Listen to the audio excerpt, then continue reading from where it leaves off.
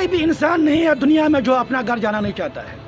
चाहे हमें 50 साल भी लगेंगे यहाँ पर, लेकिन हमारी आखिरी जो डिमांड तब भी होगी, हम जब मरेंगे, मरते वक्त भी हमारे मुंह से यही निकलेगा, कश्मीर हमारा है और कश्मीर था ही हमारा, आज भी है, आगे भी रहेगा।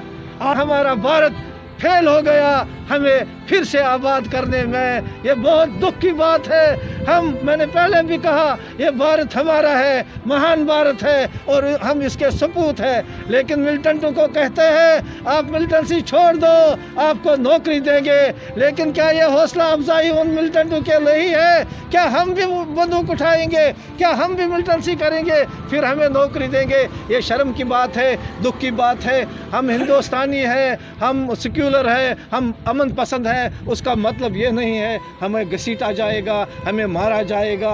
एक तो मिलिटेंटों ने गोलियों से मारा, कबालियों ने 47 में छलनी कर दिया, कतारों में लगाकर मार दिया। क्या ये सरकार हमें स्लो पॉइजनिंग कर रही है? हमें वही लगता है, ये हमें आहिस्ता आहिस्ता हमारी कौम को ख़त्म करना चाहती है। आज हमारी आइडेंटिटी ख़त्म हो रही है, हमारी पहचान ख़त्म हो। आशा थी, हर एक कश्मीरी पंडित ने बीजेपी को वोट किया था और मैं किसी और पार्टी के साथ हूँ, लेकिन मेरे घर वालों, मेरे हमसायों, मेरे रिश्तेदारों ने भी वोट बीजेपी को किया था। इसीलिए किया था कि बीजेपी सरकार आएगी। ये बार बार डिबेटों में कहती है कश्मीरी पंडितों को बाहर निकाला, कश्मीरी पंडितों को बाहर निकाला। लेकिन आज 6 साल हो गए कश्मीरी पंडितों के जुलाई वतनी की इनकी हुकूमत में, लेकिन इन्होंने आज तक जिस कश्मीर को जन्नत कहा गया, उस जन्नत को जन्नत बनाने के लिए कश्मीरी पंडित्स का बहुत बड़ा योगदान था। और वो एक ऐसा समय था जब कश्मीर खुशहाल था, जब कश्मीरी पंडित खुशहाल थे। लेकिन 90 के दशक ने ऐसी बर्बरता की कि तमाम कश्मीरी पंडित्स को पलायन करने में मजबूर होना पड़ा। मसला यही था कि जान बचानी है और पलायन करने को मजबूर इसलिए भी होना पड़ा क्योंकि कुछ ऐसी ताकतें थी जो चाहती नहीं थी कि कश्मीरी पंडित जो है कश्मीर में रहे।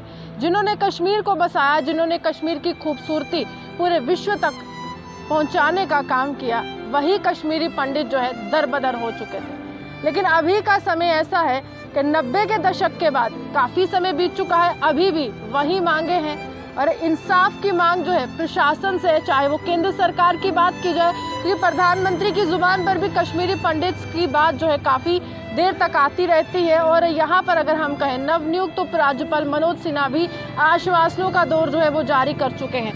अभी मैं जगती टाउनशिप में मौजूद हूँ और यहाँ पर धरना प्रदर्शन किया जा रहा है कुछ अहम मांगों के साथ। और यहाँ पर अगर हम कहें तो बच्चे भी इस प्रदर्शन में मौजूद है क्योंकि इन्हीं कश्मीरी पंडित्स का ये फ्यूचर है, ये भविष्य है। और कुछ अहम सवाल जो है यहाँ पर किए जा रहे हैं कि कब तक डिपोर्टेशन जो है इसी तरह से चलती रहेगी।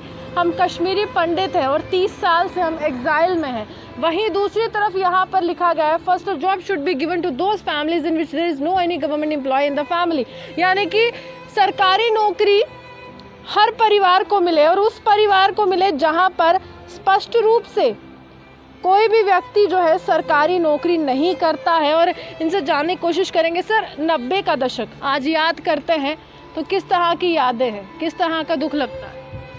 हम जुलाई वतनी की ज़िंदगी बसर करते हैं। 90 का दशक जब याद आता है तो रोना आता है। कैसे हमारी माँ बहनों को मारा गया, कैसे हमारे बुज़ुर्गों को मारा गया, कैसे हमें घसीटा गया और कश्मीर से बाहर निकाला गया। वो दिन हमें भूलेंगे नहीं और हमारी सदियों पीढ़ियों तक वो दिन भूल नहीं जाएंगे।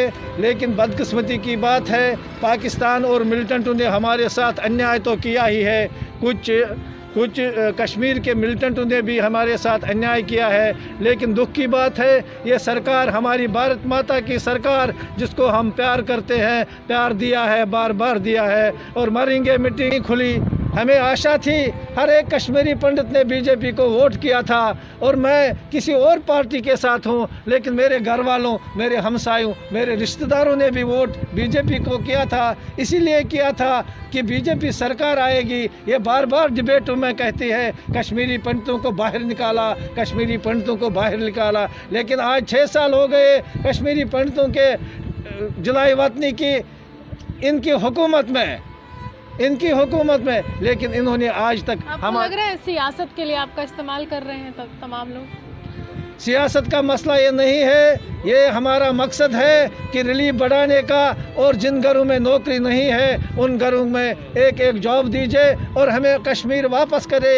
हमारी प्रॉपर्टी हड़प की गई है, हमारा नुकसान हो रहा है 30 साल का, हमारा मुआवजा दिया जाए। जब किसी ज़मींदार को नुकसान होता है किसी साल का, उनको मुआवजा मिलता है, लेकिन हमारे 30 सालों का मुआवजा अभी तक नहीं मिला है। हम गवर्नमेंट से कहना चाहते हैं, हमारी ज़िंदगी मुसीबत की ज़िंदगी हम झेल रहे हैं, हम जुदाई वतनी की ज़िंदगी बसर कर रहे हैं। We are in exile.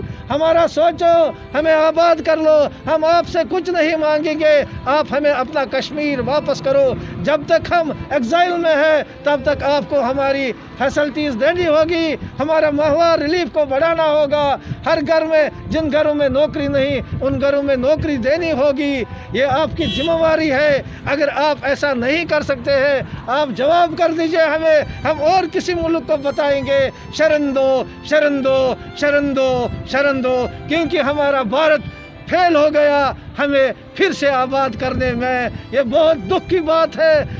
मैंने पहले भी कहा, ये भारत हमारा है, महान भारत है और हम इसके सपूत हैं। लेकिन मिलिटेंटों को कहते हैं आप मिलिटेंसी छोड़ दो, आपको नौकरी देंगे। लेकिन क्या ये हौसला अफजाई उन मिलिटेंटों के लिए है? क्या हम भी बंदूक उठाएंगे? क्या हम भी मिलिटेंसी करेंगे फिर हमें नौकरी देंगे? ये शर्म की बात है, दुख की बात है। हम हिंदुस्तानी हैं, हम सेक्युलर हैं, हम अमन पसंद है। उसका मतलब ये नहीं है हमें घसीटा जाएगा, हमें मारा जाएगा। एक तो मिलिटेंटों ने गोलियों से मारा, कबालियों ने 47 में छलनी कर दिया, कतारों में लगाकर मार दिया। क्या ये सरकार हमें स्लो पॉइजनिंग कर रही है? हमें वही लगता है ये हमें आहिस्ता आहिस्ता आहिस्ता हमारी कौम को ख़त्म करना चाहती है। आज हमारी आइडेंटिटी ख़त्म हो रही है, हमारी पहचान ख़त्म हो रही है। लेकिन इस सरकार को हम क्या बताएंगे? इस सरकार के लिए शर्म है जो हमारी तरफ नज़र भी नहीं करते। देखिए, तमाम बच्चे हैं और अगर मैं कहूँ ये वो परिवार है जिन्होंने विस्थापन का वो दर्द सहा है, जो जानते हैं कि किस दर्द से वो गुजरे हैं अपने माँ बाप को लेकर, अपने भाई बहनों को लेकर, अपने परिवार को लेकर। लेकिन ये तमाम बच्चे भविष्य इनसे जानने की कोशिश करेंगे। सर, जम्मू कश्मीर की पूर्व मुख्यमंत्री महबूबा मुफ्ती ने कहा था कि कॉलोनीज़ बनाई जाएंगी, उस समय आश्वासन दिया था, उस समय कुछ आस जागी थी आप लोगों को? बिल्कुल हम चाहते हैं, हम पहले भी चाहते थे। कोई भी इंसान नहीं है दुनिया में जो अपना घर जाना नहीं चाहता है। चाहे हमें 50 साल भी लगेंगे यहाँ पर, लेकिन हमारी आखिरी जो डिमांड तब भी होगी, हम जब मरेंगे, मरते वक्त भी हमारे मुंह से यही निकलेगा, कश्मीर हमारा है। और कश्मीर था ही हमारा, आज भी है, आगे भी रहेगा। आज तो जगी थी, लेकिन ये कुछ ऐसी ताकतें हैं जो बाहरी रूप इनका है। ये उन्होंने बोला था उस वक्त हम कॉलोनीज बनाएंगे, लेकिन वो बाहरी अंदर से वो कॉलोनीज बनाने के पक्ष में नहीं है। सवाल करूंगी, डोमिसाइल का मसला जहां तक हम जानते हैं कश्मीरी पंडित्स के लिए काफ़ी गर्माता है। यहाँ पर अगर हम कहें सरकारी विभाग अगर हरकत में आते हैं, तमाम योजनाओं के लिए कैंप्स लगाते हैं, तो अहम सवाल ये नहीं है कि डोमिसाइल के लिए यहाँ पर ही कैंप लगाया जाए, आप लोगों को बाहर जाना ही नहीं पड़े? बिल्कुल, हमारी डिमांड पहले से थी। जो हमारे रिलीफ कमिश्नर टीके भट्ट साहब है, एक दिन हम उनके पास गए थे स्टार्ट में, जब डोमिसाइल का प्रोसेस शुरू हो गया था। हमने उनको कहा था उस वक्त भी, ये डोमिसाइल का प्रोसेस जो है ये जगती में आप रख दो या मुट्ठी में भी रख दो, जहाँ जहाँ कैंप लगे हैं वहाँ पर ये डोमिसाइल प्रोसेस जो है आप शुरू कर दो। लेकिन क्या पता है, आखिर मालिक है वो, हमारे बॉस है, उन्हें क्या समझा है, क्या परेशानी आ रही है वो तो उनको पता है उनको क्या परेशानी है, लेकिन पब्लिक को तो परेशानी है।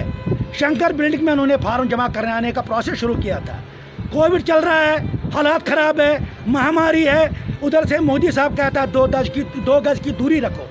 कहाँ 2 गज की दूरी रहती है जब वहाँ हज़ारों लोग जमा हो जाते हैं, लाइन में बैठे होते हैं, कंधे से कंधा मिलाकर बैठा होता है, वो डिस्टेंस कहाँ रही, वो प्रोटोकॉल कहाँ रहा? ये प्रोटोकॉल का जो मतलब इसके एंटी चलते हैं, ये एडमिनिस्ट्रेशन की गलती होती है। हमने उनको उस दिन भी बोला था डोमिसाइल बनानी है, जगती में खोल दो, इतनी बड़ी जगती है, 20-25 हज़ार लोग यहाँ रहते हैं, TRT नगरोटे में खोल दो, मुट्ठी में खोल दो, ताकि हमें मुश्किलों का सामना न करना पड़ता। देखिए, ये तमाम लोग यहाँ पर आपको तस्वीरों में नज़र आ रहे, कुछ महिलाएं हैं, इनसे बात करने की भी कोशिश करेंगे।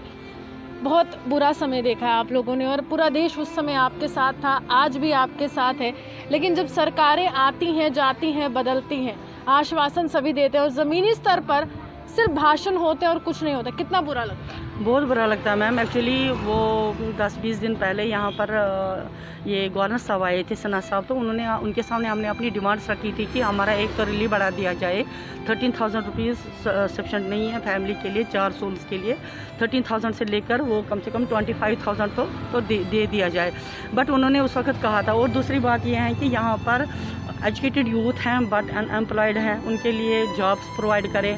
तो एक फैमिली में हर एक बच्चे को कम से कम according to their ability, whether it should be matriculate, under graduate, graduate और पोस्ट ग्रेजुएट, तो किसी को नौकरी दे दी जाए। ये दूसरी मांग है हमारी। तीसरी मांग ये है कि हमें जल्दी से जल्दी कश्मीर अपने ले जाए, क्योंकि कश्मीर हमारा है। तो और हम अपना सेपरेट होमलैंड वहाँ पर मांगते हैं। ये हमारी डिमांड्स है। हमने उनके सामने अपना मेमोरेंडम तो दिया था, बट उन्होंने कहा था, हमें आश्वासन दिया था कि हम आपको 15 दिन के अंदर अंदर ये सारी आपकी प्रॉब्लम्स जो भी है सॉल्व करेंगे। बट मैम हमें आज तक उसका फ्रूट नहीं मिला, कोई फल नहीं मिला। उन्होंने कहा था कि कश्मीर वापसी सरकार के लिए पहली प्राथमिकता है, तमाम कश्मीरी पंडित्स के लिए। वो प्राथमिकताएं गिना रहे हैं कि सबसे पहली प्रायोरिटी है, लेकिन वो प्रायोरिटी धूमिल क्यों हो जाती है कुछ दिनों के बाद? जी मैम, तो दिया था उन्होंने बताया था कि हम करेंगे, बट उन्होंने मैम कुछ नहीं किया हमारे लिए। और हम आज तक ये बात आ गई कि हम आज सड़क पर हैं और हमने अपनी जगह सोचा है कि जब तक हमारी ये डिमांड्स पूरी नहीं हो जाएंगे तब तक हम धरना देकर बच्चे भी आए हैं यहाँ पर। अहम सवाल ये है, ये आप ही का भविष्य है, डर लग रहा है? यस एब्सोल्युटली एग्जैक्टली, ये हमारे ही भविष्य। बट हम इनके लिए चाहते हैं कि इनके लिए कुछ करें, हमारे लिए कुछ करें। हमने 30 साल से 32 साल से बहुत सफ़र किया है, तो कम से कम हमारा भी सुने, हमारा सेंट्रल गवर्नमेंट सुने, स्टेट गवर्नमेंट सुने हमारे साथ क्या क्या हो रहा है। यहाँ पर हॉस्पिटल देख लो, यहाँ पर हॉस्पिटल में पेशेंट्स आ रहे हैं, कोविड पेशेंट आ रहे हैं, उनके लिए जनरेटर अवेलेबल नहीं है, डॉक्टर्स के पास सिरिंजेस नहीं है। इवन कि अगर एक्सीडेंट हो जाए कल की थ्रेड के लिए वहाँ पर स्टिचेस देने के लिए थ्रेड की ज़रूरत है, वो थ्रेड नहीं उनके पास है, कोई चीज़ अवेलेबल नहीं है। तो कम से कम अगर यहाँ पर 10-20 हज़ार या 30 हज़ार की पॉपुलेशन है यहाँ पर जगती में, एटलीस्ट तो इतनी होगी। बट मैं तो चाहती हूँ कि यहाँ पर है ही नहीं कुछ, हमारे लिए कोई किया ही नहीं जा रहा है। जबकि अदर लोगों के लिए जो भी हैं उनके लिए तो सब सुख सुविधाएँ हैं, तो हमारे लिए क्यों नहीं है? हमें क्यों ये निकाला गया है? चलिए, साफ तौर पर पहले कश्मीर से विस्थापन का दर्द सहा और उसके बाद तमाम सरकारों के आश्वासन सुने और उम्मीद भी यही रखी कि चलिए ये सरकार नहीं तो अगली सरकार, सब लोग हमारे लिए काम करेंगे, सुनेंगे। क्योंकि वो जानते हैं कि 90 का दशक सिर्फ जम्मू कश्मीर ने नहीं देखा, वो बर्बरता जो थी वो पूरे देश ने देखी थी। और पूरा देश आज भी तमाम कश्मीरी पंडितों के साथ है। लेकिन सत्ता पक्ष है, या फिर मैं कहूँ केंद्र की जो सरकार है, सिर्फ अपने भाषणों में क्यों इनका जिक्र करती है? ज़मीनी स्तर पर कोई केंद्रीय मंत्री यहाँ पर दौरा क्यों नहीं करता है और इन हालातों को जानने की कोशिश क्यों नहीं करता है? क्योंकि हमेशा कश्मीरी पंडित्स का जो मुद्दा है सियासत की भेंट चढ़ता है देश की राजनीति में। इसी के साथ वीडियो जर्नलिस्ट पारस के साथ मैं रूहानी आपसे विदा लेती हूँ। नमस्कार।